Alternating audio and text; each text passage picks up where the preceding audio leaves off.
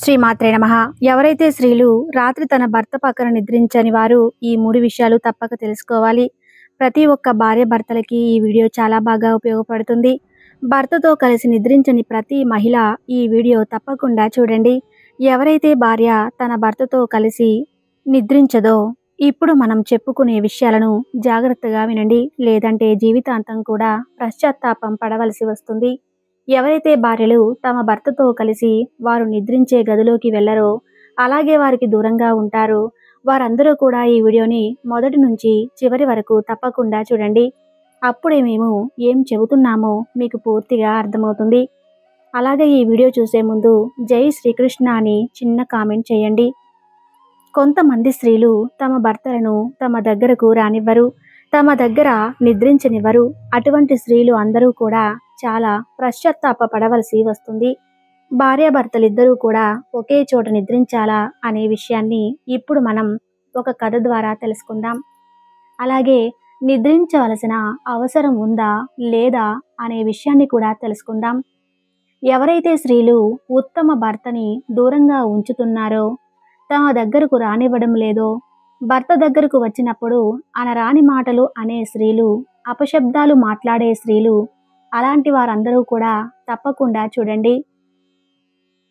ఎవరైతే స్త్రీలు తమ భర్తను తమ దగ్గరకు రానివ్వరో వారికి మహాపాపం అంటుకుంటుంది. ఉత్తరప్రదేశాల్లో ఒక శోభాయమైన నగరం ఉంది. అందులో ఒక చిన్న అడవి ఉంది. అడవి మధ్యలో ఒక చిన్న చెరువు కూడా ఉంది. ఆ చెరువు చుట్టూ పచ్చని మొక్కలు ఉన్నాయి. ఆ మొక్కలలో పిట్టలు చేసే శబ్దాలు పూర్తి అడవి అంతా కూడా సందడి చేస్తూ ఉంటాయి. ఆ చెరువు పక్కనే ఒక చిన్న ఇల్లు కూడా ఉంది. ఆ ఇంట్లో ఒక రైతు తన భార్యతో నివసిస్తూ ఉన్నాడు. ఆ రైతుకు ఒక కుమార్తె, ఒక కుమారుడు కూడా ఉన్నారు. ఆ రైతు భార్య చాలా అందంగా ఉండేది. రైతు కోసం ఎవరైనా పురుషులు ఇంటికి వచ్చినప్పుడు అనుకోకుండా వారి దృష్టి రైతు భార్యపై పడేది. అంటే వారందరూ కూడా ఆమెను మోహిస్తూ ఉండేవారు. ఒకానొక సమయంలో సాయంత్రం అయ్యింది. బాగా అర్ధరాత్రి అయిపోయింది. ఆ సమయంలో ఆ రైతు అడవుల నుండి వస్తున్నాడు. అప్పుడు అడవిలో ఎవరూ లేరు. ఆ సమయంలో ఆ రైతు అస్సలు అడవిలో ఎందుకు తిరుగుతున్నాడు, అలాగే అతని ముఖంలో ఎటువంటి భయం కూడా లేదు. ఇంకా తను చిరునవ్వుతో ఉన్నాడు. ఎటువంటి భయం లేకుండా వెళ్తున్నాడు. తన అలా వెళుతూ ఉండగా అక్కడ ఒక చిన్న గుడిసె కనిపించింది. తను ఆ గుడిసె దగ్గరకు వెళ్ళేసరికి ఆ గుడిసె బయట ఒక అందమైన స్త్రీ ఉంది. ఆ స్త్రీని చూడగానే ఆయనతో ఒక చిన్న చిరునవ్వి నవ్వి, అలాగే ఆ స్త్రీ రైతును చూడగానే ఆమె కూడా చిన్నగా నవ్వింది. మీరు రావడానికి ఎందుకింత ఆలస్యమైంది? నేను మీకోసమే చాలాసేపటి నుండి ఎదురు చూస్తూ ఉన్నాను. నేను ఇప్పుడు ఇక్కడ నుండి వెళ్ళిపోదాము అనుకున్నాను. ఇంతలో నాకు ఏదో ఒక శబ్దం వినిపించడంతో ఇక్కడ నుంచి చూస్తూ ఉన్నాను. చూసేసరికి వచ్చింది మీరు. మిమ్మల్ని చూసి నేను ఆగాను అని చెప్పింది. అప్పుడు రైతు అంటున్నాడు, ఈ రోజు నా భార్యకు నిద్ర రాలేదు. నేను ఆమె నిద్ర పొమ్మని చెప్పాను, కానీ ఆమె నిద్ర రావటం లేదు అని చెప్పింది. నేను ఆమెను ఏదో విధంగా నిద్ర పుచ్చి వస్తున్నాను. ఏదో విధంగా ఇంట్లో నుండి బయలుదేరి నీ దగ్గరకు వచ్చాను. అందువలన ఈరోజు నాకు రావటానికి ఆలస్యమైంది అని చెప్పాడు. అలాగే స్త్రీ చెబుతుంది, స్వామి, ఈరోజు నాకు కూడా రావటానికి ఆలస్యమైంది. కానీ నేను అనుకుంటున్నాను మీరు వచ్చేసి ఉంటారు అని. కానీ నేను ఇక్కడికి వచ్చి చూసేసరికి మీరు అప్పటికి ఇంకా రాలేదు. నేను ఆలోచిస్తూ ఉన్నాను, ఒకవేళ మీరు వచ్చి వెళ్ళిపోయారేమో అని. కాసేపు ఎదురు చూస్తే ఏదో ఒకటి తెలుస్తుంది అని నేను ఇక్కడి నుంచి ఎదురు చూస్తూ ఉన్నాను. అలా చూస్తూనే గంట సమయం గడిచిపోయింది. నేను వెళ్ళిపోదాం అనుకునేలోపు మీరే వచ్చారు. ఇంతలో ఆ రైతు అంటున్నాడు, ఇక మనము ఆ గుడిసెలోనికి వెళ్దాము అని అంటాడు. ఎందుకంటే తెల్లవారిపోయేలా ఉంది. ఈలోపే మనం మన ఇళ్లకు వెళ్ళిపోవాలి అని చెప్పేసరికి ఆ స్త్రీ అంటుంది, నా భర్త కూడా తొందరగానే నిద్రలేస్తాడు అని చెప్పింది. నేను ఒకసారి నా భర్తకు పట్టుపడ్డాను. అప్పుడు నేను శౌచాలయానికి వెళ్ళానని చెప్పినప్పుడు నా భర్త ఏమీ అనలేదు. ఇద్దరూ కూడా గుడిసె లోపలికి వెళ్ళి కాసేపు ఆనందంగా గడిపారు. ఆ విధంగా ఆ రైతు తన భార్యను మోసం చేసి అక్కడికి వచ్చాడు. అలాగే ఆ స్త్రీ తన భర్తను మోసం చేసి అక్కడికి వచ్చింది. ఎవరైతే స్త్రీలు తమ భర్తను మోసం చేస్తారో అసలు వారి జీవితంలో ఏం జరుగుతుంది, ఎవరైతే పురుషుడు తన భార్యను మోసం చేస్తారో వారి జీవితంలో ఏం జరుగుతుంది అనేది ఇప్పుడు తెలుసుకుందాం. ఒకానొక సమయంలో ప్రశాంతమైన వాతావరణంలో పరమేశ్వరుడు ధ్యాన ముద్రలో కూర్చుని ఉన్నాడు. అప్పుడు గరుడ అంతరిక్షంలోకి వెళుతూ వెళుతూ నారాయణ నారాయణ అంటూ కైలాస పర్వతం మీదకు వచ్చాడు. అలా కైలాస పర్వతం మీదకు వచ్చి పరమేశ్వరుడికి నమస్కరించి గరుడ పరమేశ్వరులతో చెబుతున్నాడు, ఈరోజు నేను పృథ్వీలోకంలో భ్రమణం చేస్తూ ఉన్నాను. అప్పుడు నేను ఒకటి చూశాను. ఒక భార్య తన భర్త నిద్రపోయిన తర్వాత అడవి వైపుకు వెళ్ళి ఒక గుడిసె దగ్గరకు వెళ్ళి ఒక పరాయి పురుషుడి కోసం ఎదురు చూస్తూ ఉంది. ఒక పురుషుడు తన భార్యను తన పిల్లల్ని మోసం చేసి అర్ధరాత్రి అడవిలో ఆ గుడిసె దగ్గరికి వచ్చాడు. వాళ్ళిద్దరూ కూడా అక్కడ అక్రమ సంబంధాన్ని పెట్టుకున్నారు. ఆమె తన భర్తను మోసం చేస్తుంది. అలాగే పురుషుడు తన భార్యని పిల్లల్ని మోసం చేస్తున్నాడు. ఇదంతా చూసిన నా మనసులోకి కొన్ని ప్రశ్నలు మొదలయ్యాయి. ఆ ప్రశ్నలకు సమాధానం నాకు లభించడం లేదు. నేను ఎంత వెతికినా కూడా నాకు ఆ ప్రశ్నలకు సమాధానం లభించడం లేదు. ఇంతలో పరమేశ్వరుడు అంటున్నాడు, గరుడదేవా, ఎందుకింత చింతిస్తున్నావు? నీ మనసులో ఏవైతే ప్రశ్నలు ఉన్నాయో అవి నాకు చెప్పు. నువ్వు అడిగే ప్రశ్నలకు సమాధానం చెప్పడానికి నేను సిద్ధంగా ఉన్నాను అని పరమేశ్వరుడు అంటాడు. గరుడ, నీకు తెలుసు కలియుగం నడుస్తుంది. కలియుగంలో ఇవన్నీ అంత గొప్ప విషయాలు ఏమీ కాదు. అయినా నీ మనసులో ప్రశ్నలు ఏమిటో అడుగు. నేను నీ మనసులో ఉన్న ప్రశ్నలు అన్నింటికీ కూడా సమాధానం చెప్పడానికి సిద్ధంగా ఉన్నాను అని చెప్పేసరికి గరుడ అడుగుతున్నాడు, నా మొదటి ప్రశ్న, ఎటువంటి స్త్రీలు తమ భర్తను తమ దగ్గరకు రానివ్వరు? వారి భర్తను వారి దగ్గర నిద్రించకపోవటం వలన వారికి ఎటువంటి పాపం తగులుతుంది?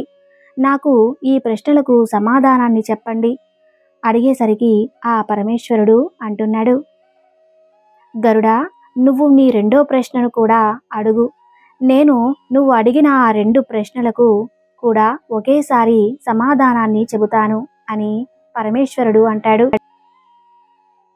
అప్పుడు గరుడ అంటున్నాడు, ఎటువంటి స్త్రీలు వారి జీవితంలో ఈ 3 తప్పులను చేస్తారో ఆ 3 తప్పులు చేసిన స్త్రీలు పశ్చాత్తాప పడవలసి వస్తుంది.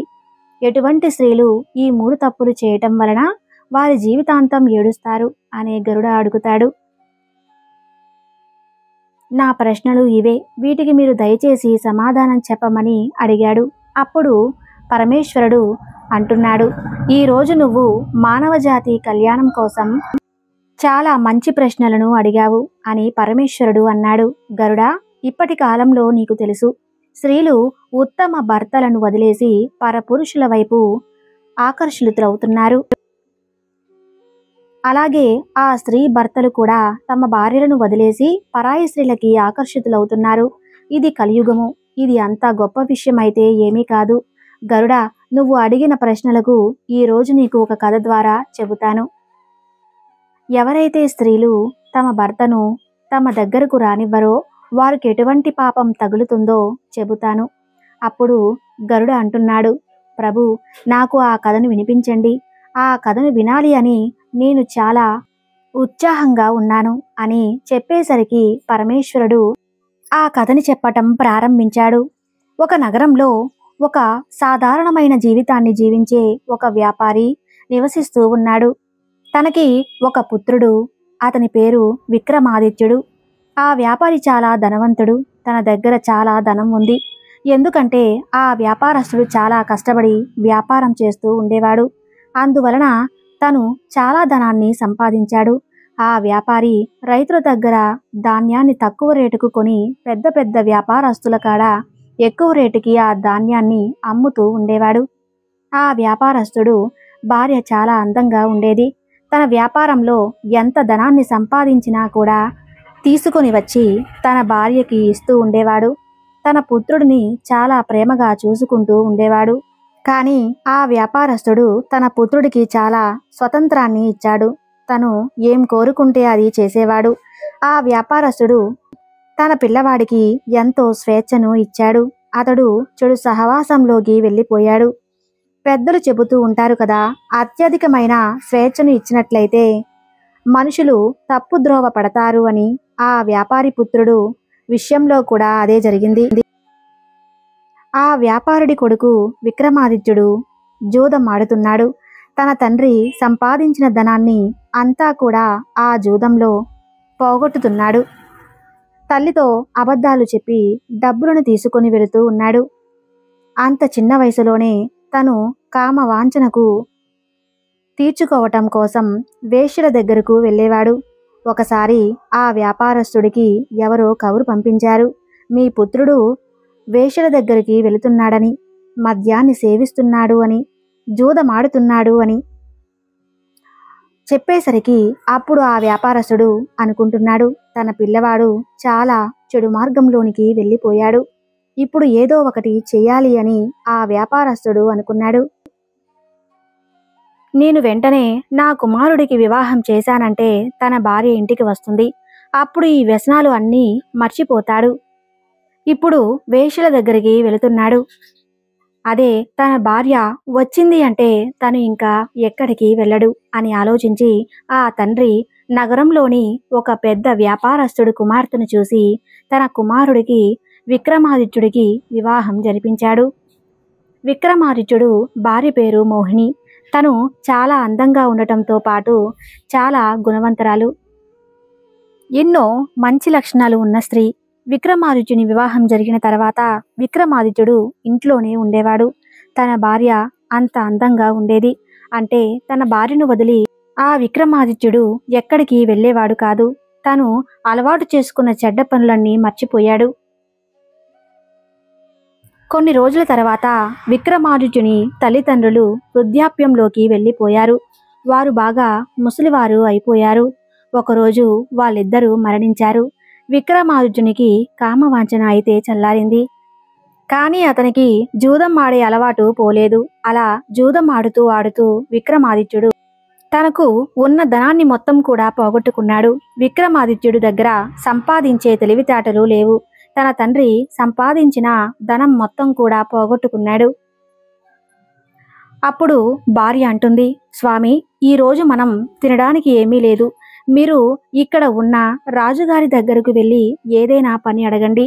మనిద్దరం కాలం గడపడానికైనా ఆధారం కావాలి కదా. తన భార్య అంటుంది, రాజుగారి దగ్గరకు వెళ్ళి ఎవరైనా పని అడిగితే ఆ రాజుగారు ఎవరికి ఏ పని వస్తే ఆ పనిని పెట్టుకునేవాడు. కానీ విక్రమార్కుడు ఏ పని కూడా రాదు. అందువలన రాజుగారు విక్రమాదిత్యుడికి ఏ పని ఇవ్వలేదు. ఒక చేతకాని వాడిలాగా లెక్కించి ఏ పని ఇవ్వకుండా బయటకు పంపించి వేశాడు. విక్రమాదిత్యుడి దగ్గర ఎటువంటి పని లేదు. తన లోపల ఎటువంటి సద్గుణాలు లేవు. జ్ఞానము లేదు. తన దగ్గర ధనం లేదు. విక్రమాదిత్యునికి ఒక పుత్రుడు, ఒక పుత్రిక కూడా ఉన్నారు. వారికి కూడా వివాహ సమయం వచ్చింది. ధనం అవసరమైతే విక్రమాదిత్యుడికి చాలా మంది, అతని దగ్గర ఒక్క రూపాయి కూడా లేదు. ఇప్పుడు తనకి ఇల్లు గడవటం చాలా కష్టంగా ఉంది. విక్రమాదిత్యుడు తన శరీరంలోని శక్తిని అంతా కూడా వృధాగా పాడు చేశాడు. ఒకరోజు విక్రమాదిత్యుడు కామవాంఛనతో తన భార్య దగ్గరకు వెళ్ళాడు. అప్పుడు విక్రమాదిత్యుని భార్య చెబుతుంది, ఈ ప్రపంచంలో అన్నిటికన్నా పెద్ద సుఖము కేవలం కామవాంఛన మాత్రమే కాదు. అవసరం ఉన్నవారికి సహాయం చేయటంలో కూడా ఆనందంగా ఉంది. ఎవరైతే మనుషులు ఈ కామవాంఛనలో పడి గుడ్డువారైపోతున్నారో వారి జీవితమైతే నాశనమైపోతుంది. విక్రమాదిత్యుని భార్య అంటుంది, స్వామి, ఈరోజు మీలోని 3 తప్పులను చెబుతాను. వాటిని మీరు జాగ్రత్తగా వినండి. చాలామంది మనుషులు ఈ 3 తప్పులు చేస్తున్నారు. కొంతమంది తెలియక చేస్తున్నారు. మరికొంతమంది తెలిసి కూడా చేస్తున్నారు. ఎవరైతే పురుషులు ఈ 3 తప్పులు చేస్తున్నారో వారి జీవితాలు సర్వనాశనం అయిపోతున్నాయి. అన్నిటికన్నా మొదటి తప్పు ఏమిటి అంటే జీవితం ప్రారంభమయ్యే సమయంలో మంచి శిక్షణను ఏదో ఒక విషయంలో పట్టుని వారు నేర్చుకోవటం లేదు. అటువంటి వారు వారి జీవితంలో అనేక రకాలైన ఇబ్బందులను అనుభవిస్తూ ఉన్నారు. మీరు చేసిన ఆ తప్పే జీవితాంతం కూడా మిమ్మల్ని ఇబ్బంది పెడుతూ ఉంటుంది. రెండో విషయం ఏమిటి అంటే పనులను వాయిదా వేయటం. మీరు యవ్వనంలో ఉండగా ఏ పని చేయడానికైనా కూడా వాయిదాలను వేసేవారు. ఆ సమయాన్ని మీరు సరిగ్గా వినియోగించుకోలేదు. అందుకే మీ లక్ష్యాలను మీరు చేరుకోలేకపోయారు. ఇక మూడవ విషయం ఏమిటి అంటే చెడు సహవాసాలలో ఉండటం.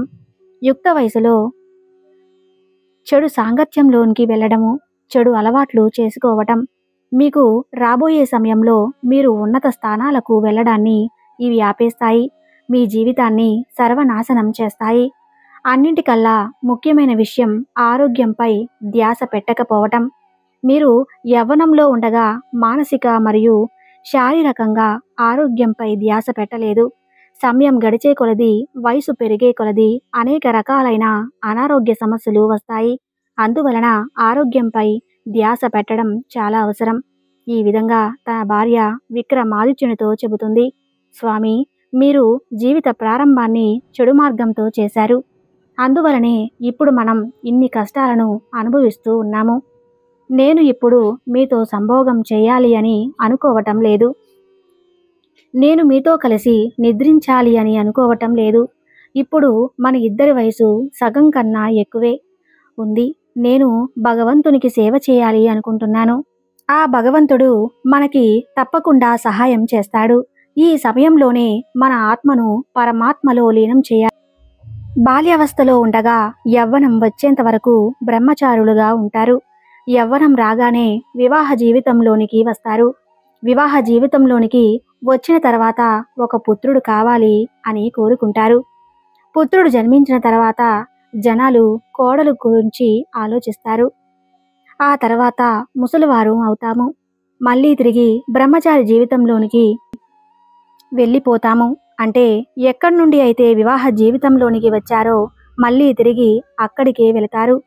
ఏ విధంగా అయితే బ్రహ్మచారి జీవితాన్ని వ్యర్థం చేసుకున్నారో అలాగే వృద్ధాప్యాన్ని కూడా వ్యర్థం చేసుకోవద్దు. పూజా కార్యక్రమాలు, భజనలు, కీర్తనలు చేయాలి. నేను మిమ్మల్ని నాశనం అవ్వనివ్వను. ఇప్పటికే మీకు అర్థమయ్యే ఉంటుంది నేను మీతో కామక్రీడని ఎందుకు చేయను అంటున్నాను అని, అలాగే మీతో కలిసి ఎందుకు నిద్రించను అంటున్నాను అని. ఇప్పుడు మనకి ఒకటే లక్ష్యం, మన పిల్లలకి వివాహం చేయటం. మీరు కామ వాంఛలను వదిలేసి పనిపై ధ్యాస పెట్టండి. ఏదో ఒకరోజు ఆ భగవంతుడు తప్పకుండా మన మొరని వింటాడు. ఇదంతా కూడా ఆ పరమేశ్వరుడు గరుడతో చెబుతున్నాడు. విక్రమాదిత్యుడి భార్య సత్యాన్ని మాట్లాడింది. ఎవరైతే భక్తులు నాతో స్వచ్ఛమైన మనసుతో నన్ను పిలుస్తారో అలాంటి వారు ఎప్పుడూ కూడా దేనికోసం బాధపడవలసిన అవసరం ఉండదు. విక్రమాదిత్యుని భార్య ఒకరోజు ఒక ముసలవ్వని కలిసింది.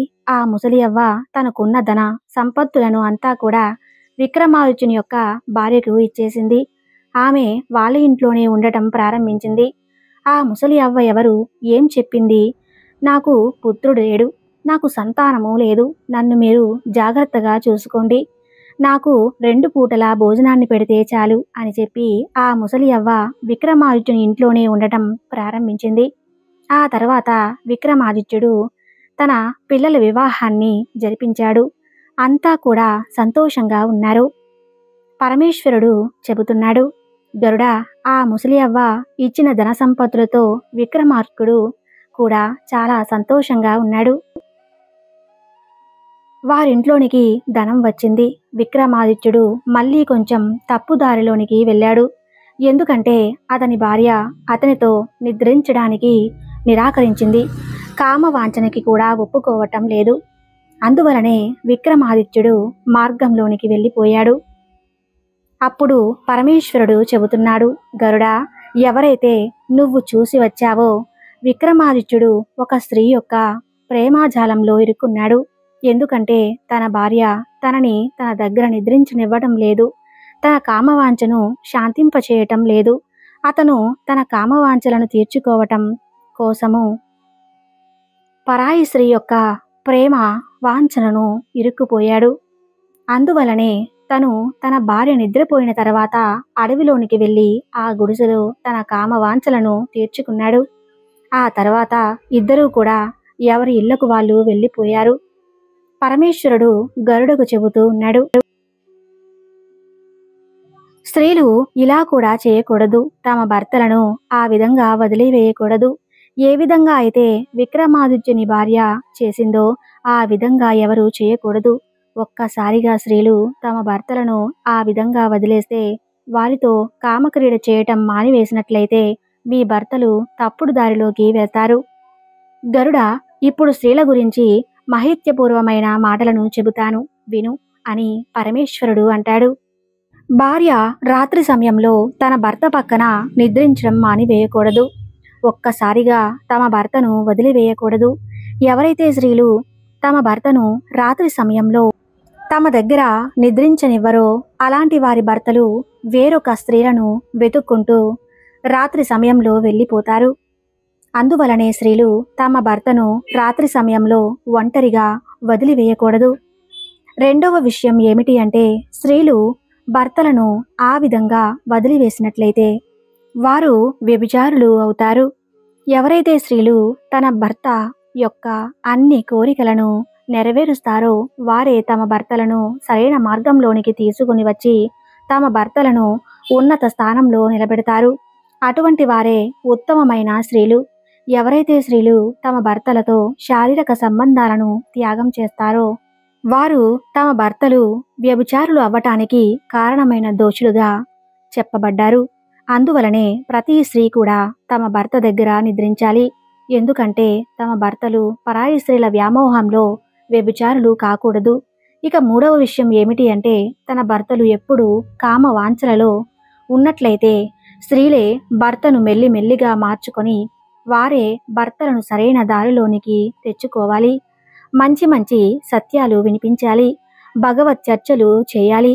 ఎక్కడైతే భగవంతుడి యొక్క చర్చలు జరుగుతాయో అక్కడికి వారిని తీసుకుని వెళ్ళాలి.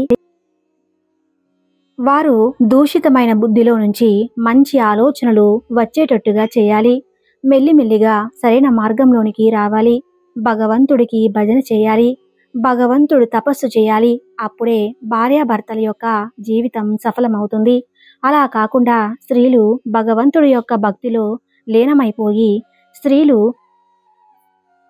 శారీరక సంబంధాలను త్యాగం చేస్తూ భర్తను వ్యభిచారిగా మారుస్తూ ఉంటే అది కూడా తప్పే. భార్యాభర్తలు ఎవరైతే ఉన్నారో వారి జీవితము అనే బండికి 2 చక్రాలు లాంటివారు. ఎప్పుడైనా సరే ఒక్క చక్రంతో బండి నడవదు అని గుర్తుంచుకోండి. అందువలనే స్త్రీలు ఉత్తమ భర్తల యొక్క కోరికలను తీరుస్తూ వారిని సరైన మార్గంలోనికి తీసుకుని వచ్చి నిలబెట్టాలి. అటువంటి స్త్రీలను ఈ సమాజంలో సర్వశ్రేష్ఠులుగా చెప్పారు. వారి భర్తలు తప్పుడు మార్గంలోనికి వెళ్లకుండా అవుతారు. తమతో పాటు తమ భర్త కళ్యాణం కోసం పాటుపడతారో వారే సర్వశ్రేష్టమైన స్త్రీలు. పరమేశ్వరుడు గరుడుతో ఇలా చెబుతున్నాడు, నువ్వు అడవిలో గుడిసెలో ఎవరినైతే చూశావో తానే విక్రమాదిత్యుడు. గరుడ తన ప్రశ్నలను సమాధానాన్ని తెలుసుకుని చాలా సంతోషించాడు. ఈ వీడియో గనక మీకు నచ్చినట్లయితే ప్లీజ్ లైక్ చేసి మీ ఫ్రెండ్స్కి షేర్ చేయండి. అలాగే మా కొత్త వీడియోస్ మీకు వెంటనే చేరాలంటే మా ఛానల్ని సబ్స్క్రైబ్ చేసుకొని పక్కనే ఉన్నటువంటి బెల్ ఐకాన్ని ప్రెస్ చేయండి. Thank you.